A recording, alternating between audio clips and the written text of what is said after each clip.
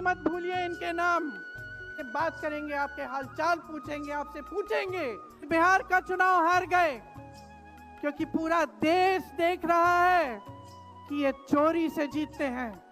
राहुल जी ने press conference की, पहले हरियाणा की बात बताई, महाराष्ट्र की बात बताई, कर्नाटक की बात बताई। बिहार में एसआईआर करके 65 लाख वोट काट दिए गए। और अगर ये सारे प्रमाण आप अलग कर दें तो एक साफ और साधारण बात सामने आती है।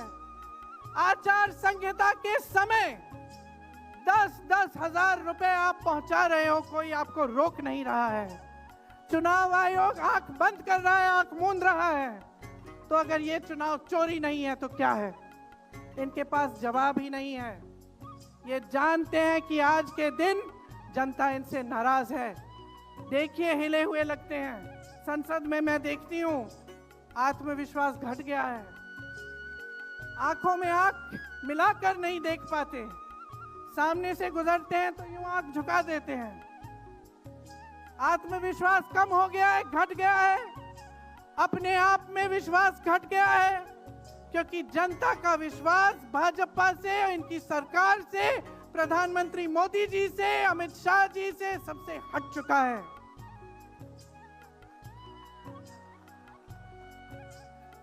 आज इनको चुनाव आयोग की जरूरत है। चुनाव आयोग के बिना ये चुनाव नहीं जीत सकते। और याद रखिए, चुनाव आयोग के जो मुख्य 3 अधिकारी हैं उनके नाम आप याद रखिए, क्योंकि ये आज हमारे लोकतंत्र पर वार कर रहे हैं। इतिहास में कभी ऐसा नहीं हुआ कि पूरा विपक्ष कह रहा है कि हमें विश्वास नहीं है चुनाव आयोग में, इन चुनाव में हमारा विश्वास नहीं है, ये चुनाव ठीक ढंग से नहीं किए जा रहे हैं।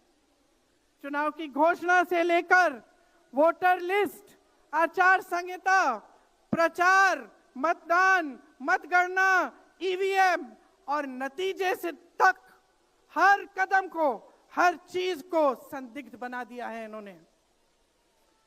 इनके साथ साथ सारी संस्थाएं इनके सामने झुक गई हैं, सरकार के सामने झुक गई हैं, इनको झुकाया गया है।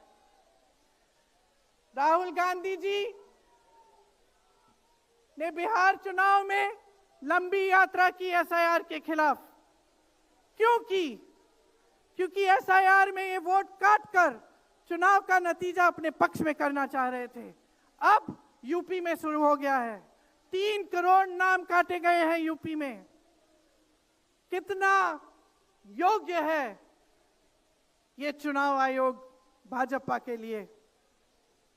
ज्ञानेश कुमार, सुखबीर सिंह सांधू और विवेक जोशी, मेरे साथ बोलिए।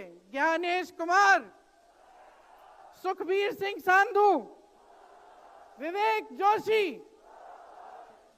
ये देश इन 3 नामों को नहीं भूलेगा। ये चाहे कितने भी बड़े बड़े, ये कितने भी इंतजाम कर लें इन लोगों को बचाने के लिए, एक दिन इन्हें इस देश को जवाब देना पड़ेगा कि किस तरह से इन्होंने हमारे वोटों का अधिकार हमसे छीनने की कोशिश की।